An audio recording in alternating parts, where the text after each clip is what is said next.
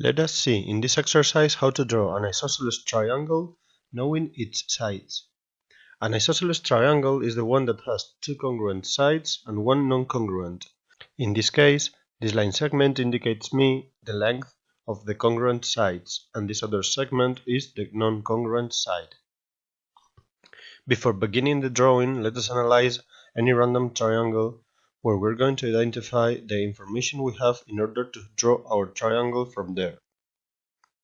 In this triangle here, we see the data we have: the length of side A, the length of side B, and the length of side C. But the most important thing when drawing triangles is to find their vertices, because once the vertices are found, we only have to join them to finish the exercise. If we draw side C, we will find vertices A and B, so we just have to find vertex C. And this vertex C can be found, this distance we already know, from vertex B, side A, and at the same time, this distance we already know from vertex A, side B, too. So it is about finding the point that is certain known distance from one point and at the same time certain also known distance from another point. We are going to set side C of the triangle on a straight line. We mark a starting point which, looking at the analysis figure, is point A, and we copy the measurement of side C. We get then this point on the straight line, which is point B, being line segment AB side C of the triangle.